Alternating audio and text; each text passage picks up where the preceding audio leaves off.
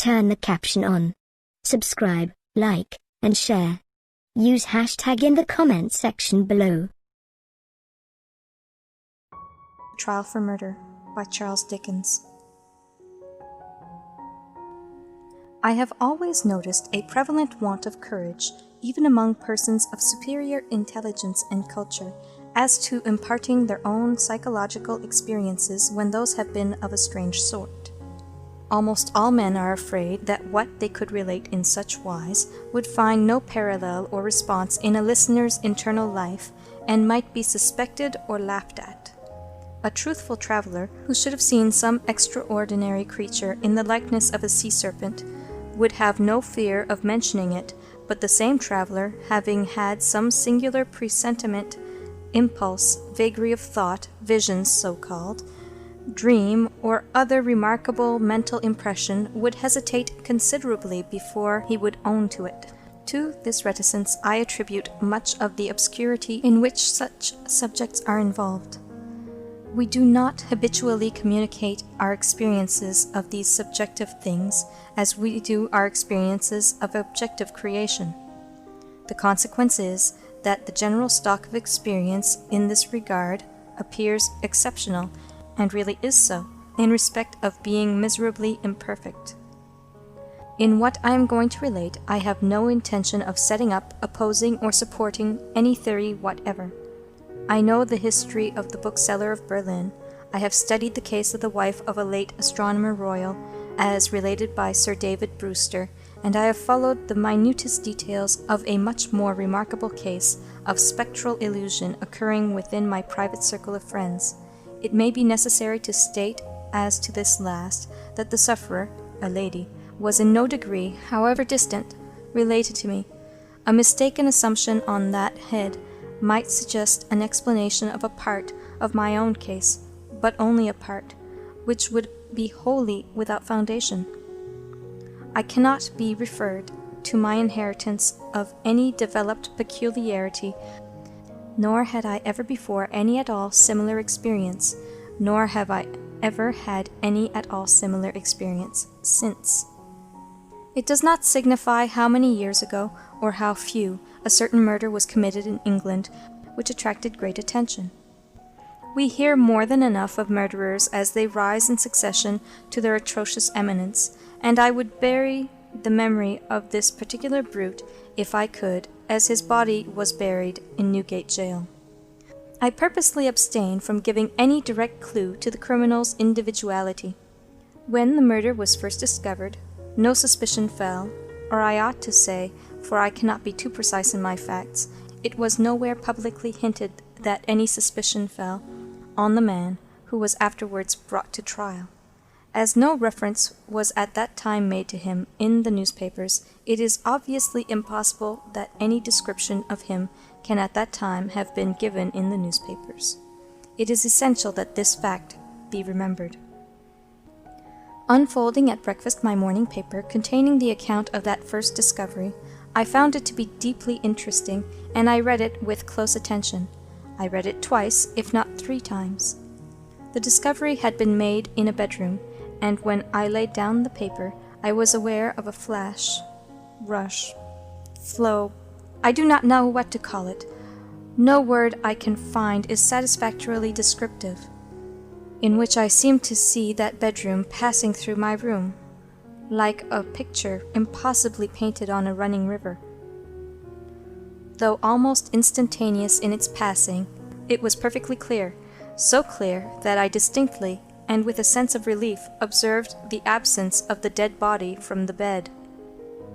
It was in no romantic place that I had this curious sensation, but in chambers in Piccadilly, very near the corner of St. James Street. It was entirely new to me. I was in my easy chair at the moment, and the sensation was accompanied with a peculiar shiver which started the chair from its position, but it is to be noted that the chair ran easily on casters. I went to one of the windows, there are 2 in the room, and the room is on the 2nd floor, to refresh my eyes with the moving objects down in Piccadilly. It was a bright autumn morning, and the street was sparkling and cheerful. The wind was high. As I looked out, It brought down from the park a quantity of fallen leaves, which a gust took and whirled into a spiral pillar.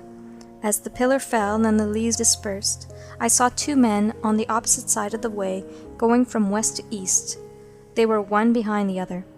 The foremost man often looked back over his shoulder. The second man followed him at a distance of some 30 paces, with his right hand menacingly raised. First, the singularity and steadiness of this threatening gesture in so public a thoroughfare attracted my attention, and next, the more remarkable circumstance that nobody heeded it. Both men threaded their way among the other passengers with a smoothness hardly consistent even with the action of walking on a pavement, and no single creature, that I could see, gave them place, touched them, or looked after them. In passing before my window, they both stared up at me. I saw their two faces very distinctly, and I knew that I could recognize them anywhere. Not that I had consciously noticed anything very remarkable in either face, except that the man who went first had an unusually lowering appearance, and that the face of the man who followed him was of the color of impure wax. I am a bachelor, and my valet and his wife constitute my whole establishment. My occupation is in a certain branch bank, and I wish that my duties as head of a department were as light as they are popularly supposed to be. They kept me in town that autumn when I stood in need of change. I was not ill, but I was not well. My reader is to make the most that can be reasonably made of my feeling jaded, having a depressing sense upon me of a monotonous life, and being slightly dyspeptic. I am assured by my renowned doctor that my real state of health at that time justifies no stronger description, and I quote his own from his written answer to my request for it. As the circumstances of the murder, gradually unraveling, took stronger and stronger possession of the public mind, I kept them away from mine by knowing as little about them as was possible in the midst of the universal excitement. But I knew that a verdict of wilful murder had been found against the suspected murderer, and that he had been committed to Newgate for trial. I also knew that his trial had been postponed over 1 sessions of the Central Criminal Court, on the ground of general prejudice and want of time for the preparation of the defense. I may further have known, but I believe I did not, when, or about when, the sessions to which his trial stood postponed would come on. My sitting room, bedroom, and dressing room are all on one floor. With the last, there is no communication but through the bedroom. True, there is a door in it, once communicating with the staircase, but a part of the fitting of my bath has been, and had been then for some years, fixed across it. At the same period, and as a part of the same arrangement, the door had been nailed up and canvassed over. I was standing in my bedroom late one night, giving some directions to my servant before he went to bed. My face was towards the only available door of communication with the dressing room, and it was closed. My servant's back was towards that door. While I was speaking to him, I saw it open and a man look in, who very earnestly and mysteriously beckoned to me. The man was the man who had gone second from the two along Piccadilly, and whose face was of the color of impure wax. The figure, having beckoned, drew back and closed the door. With no longer pause than was made by my crossing the bedroom, I opened the dressing-room door and looked in. I had a lighted candle already in my hand. I felt no inward expectation of seeing the figure in the dressing-room, and I did not see it there. Conscious that my servant stood amazed, I turned round to him and said, "Derrick, could you believe that in my cool senses I fancied I saw a—" As I there laid my hand upon his breast, with a sudden start he trembled violently and said, "Oh Lord, yes, sir, a dead man beckoning." Now, I do not believe that this John Derrick, my trusty and attached servant for more than 20 years, had any impression whatever of having seen such a figure until I touched him.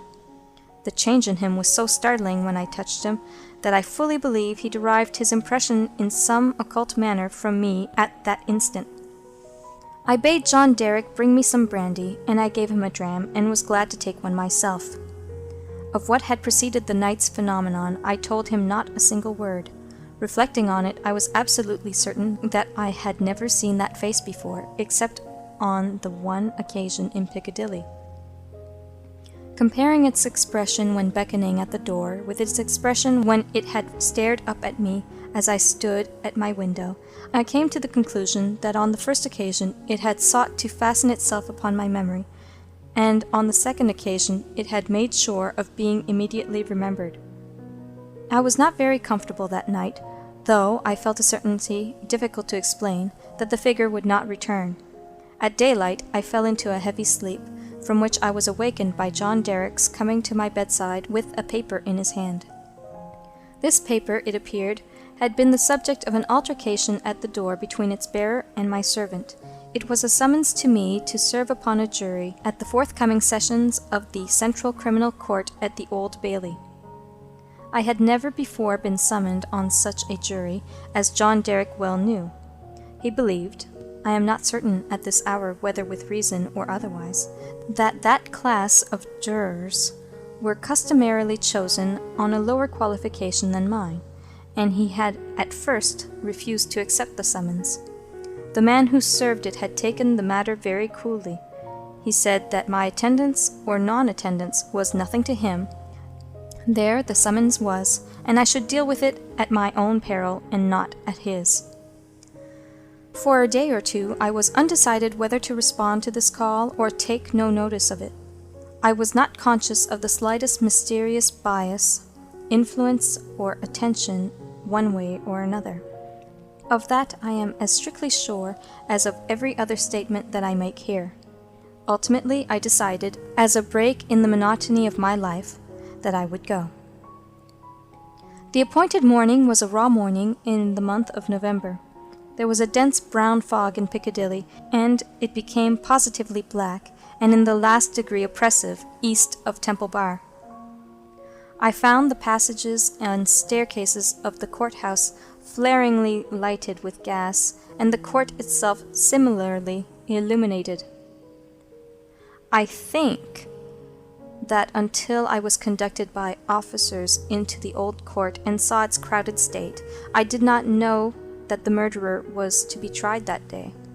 I think that until I was so helped into the old court with considerable difficulty, I did not know into which of the two courts sitting my summons would take me. But this must not be received as a positive assertion, for I am not completely satisfied in my mind on either point.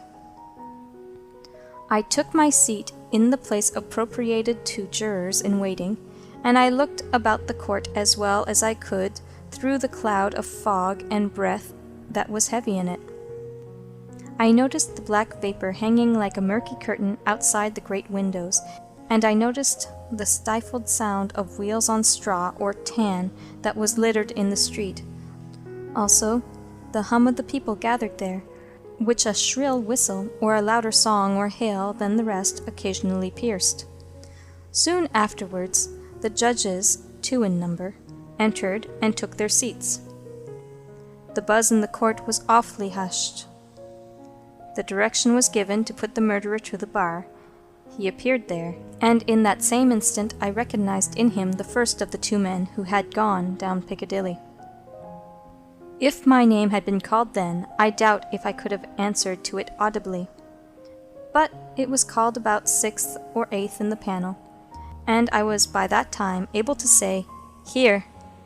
Now observe, as I stepped into the box, the prisoner who had been looking on attentively, but with no sign of concern, became violently agitated and beckoned to his attorney.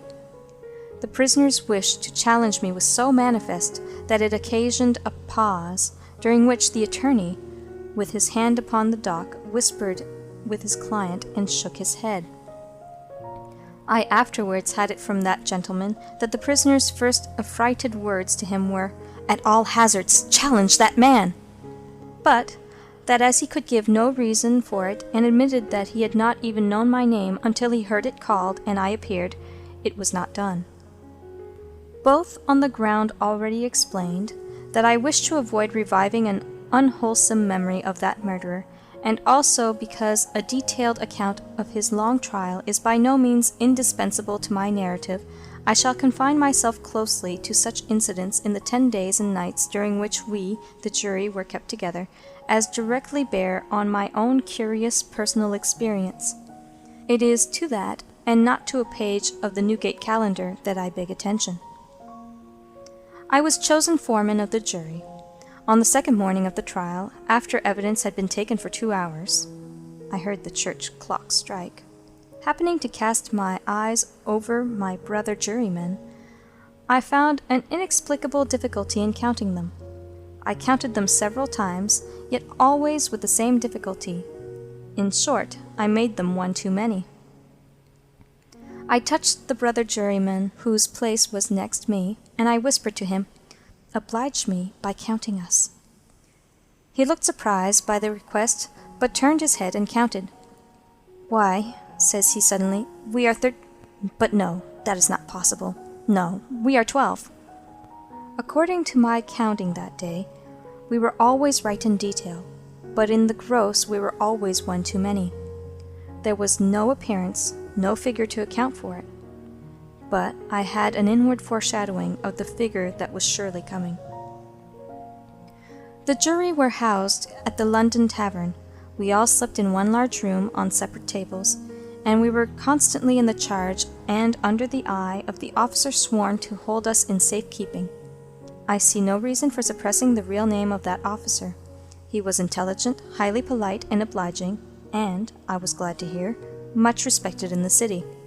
He had an agreeable presence, good eyes, enviable black whiskers, and a fine sonorous voice. His name was Mr. Harker.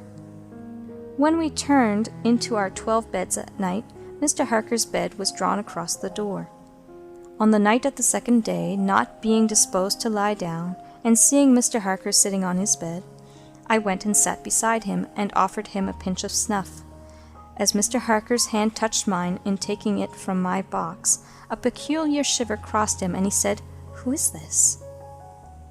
Following Mr. Harker's eyes and looking along the room, I saw again the figure I expected, the second of the 2 men who had gone down Piccadilly. I rose and advanced a few steps, then stopped and looked round at Mr. Harker. He was quite unconcerned, laughed, and said in a pleasant way, "I thought for a moment we had a 13th juryman without a bed, but I see it is the moonlight." Making no revelation to Mr. Harker, but inviting him to take a walk with me to the end of the room, I watched what the figure did. It stood for a few moments by the bedside of each of my 11 brother jurymen, close to the pillow. It always went to the right-hand side of the bed, and always passed out, crossing the foot of the next bed. It seemed, from the action of the head, merely to look down pensively at each recumbent figure. It took no notice of me or of my bed, which was the nearest to Mr. Harker's. It seemed to go out where the moonlight came in, through a high window, as by an aerial flight of stairs. Next morning, at breakfast, it appeared that everybody present had dreamed of the murdered man last night, except myself and Mr. Harker. I now felt as convinced that the second man who had gone down Piccadilly was the murdered man, so to speak, as if it had been borne into my comprehension by his immediate testimony. But even this took place, and in a manner for which I was not at all prepared. On the 5th day of the trial, when the case for the prosecution was drawing to a close, a miniature of the murdered man, missing from his bedroom upon the discovery of the deed, and afterwards found in a hiding place where the murderer had been seen digging, was put in evidence. Having been identified by the witness under examination, it was handed up to the bench, and thence handed down to be inspected by the jury. As an officer in a black gown was making his way with it across to me, the figure of the second man, who had gone down Piccadilly, impetuously stared from the crowd, caught the miniature from the officer, and gave it to me in his own hands, at the same time saying in a low and hollow tone, before I saw the miniature, which was in a locket, "I was younger then, and my face was not then drained of blood."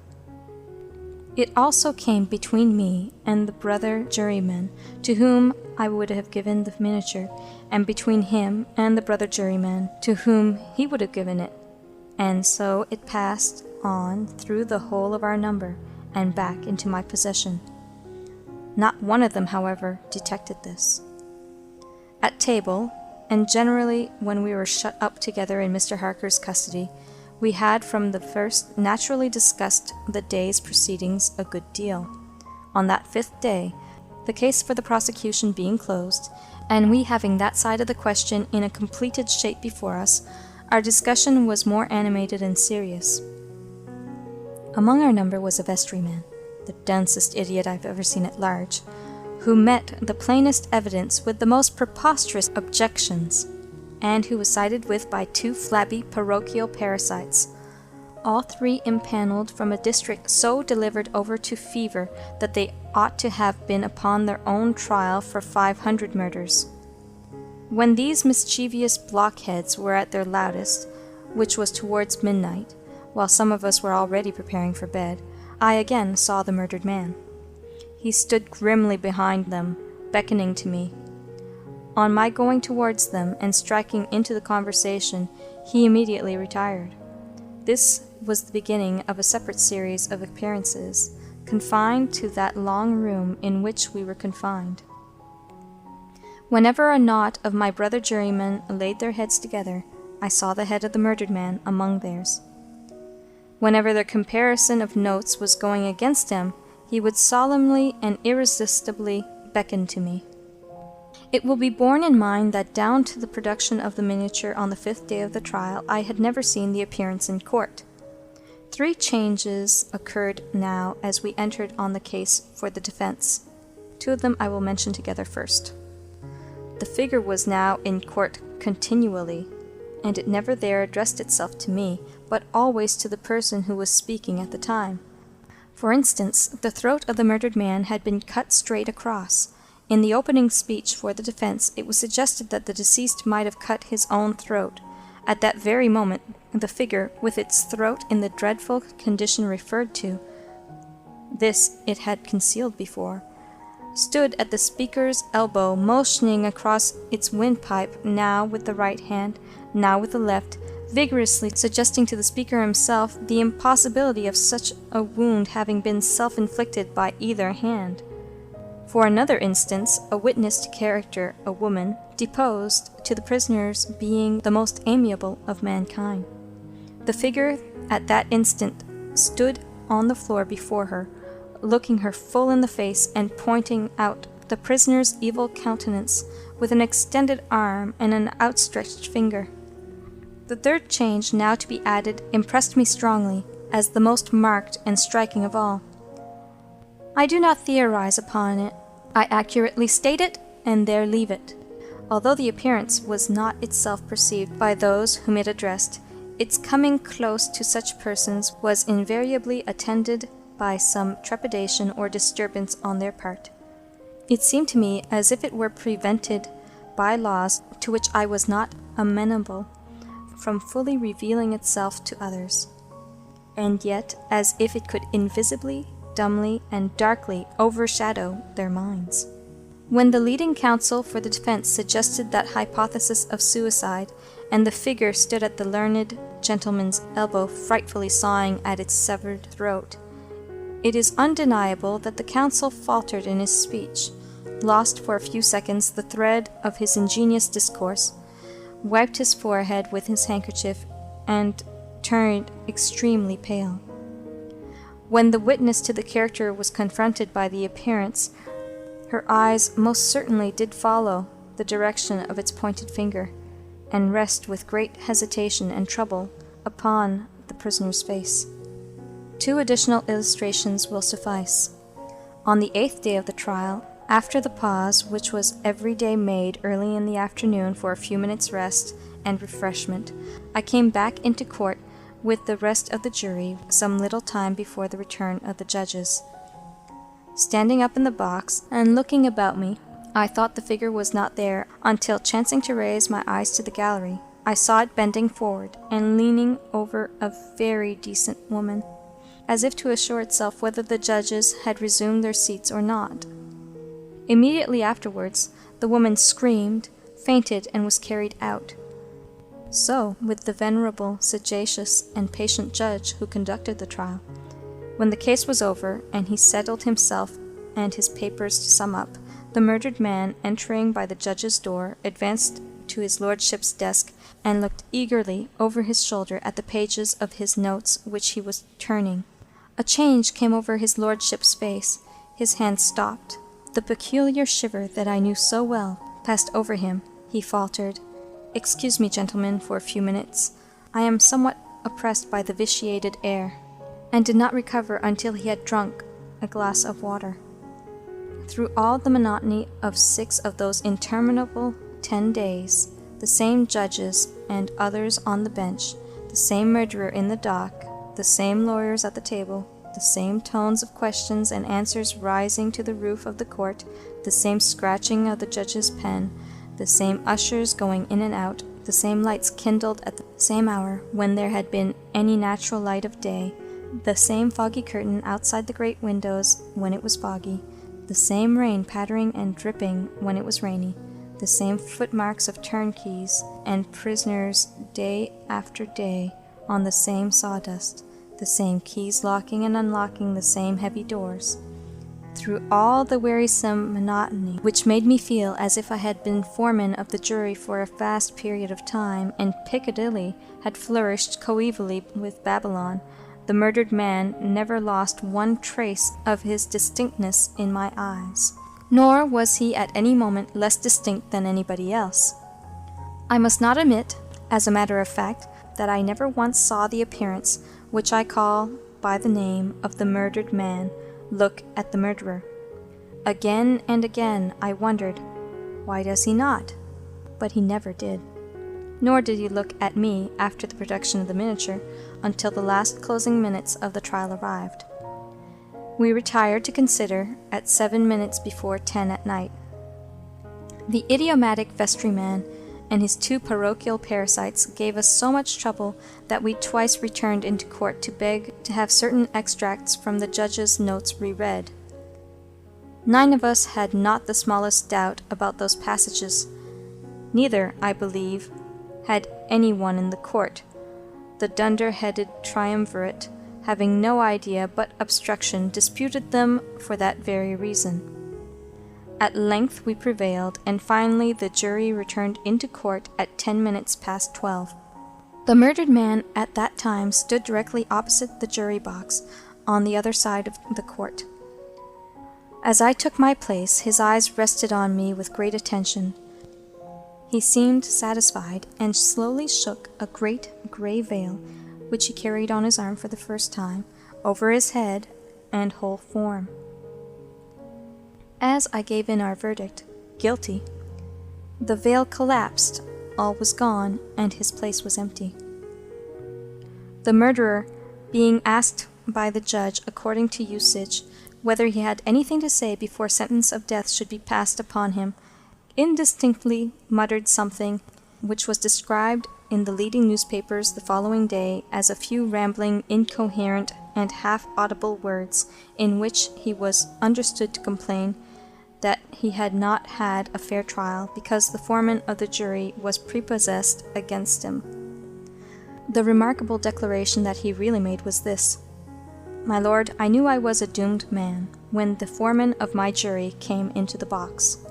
My lord, I knew he would never let me off, because before I was taken, he somehow got to my bedside in the night, woke me, and put a rope round my neck." End of The Trial for Murder by Charles Dickens.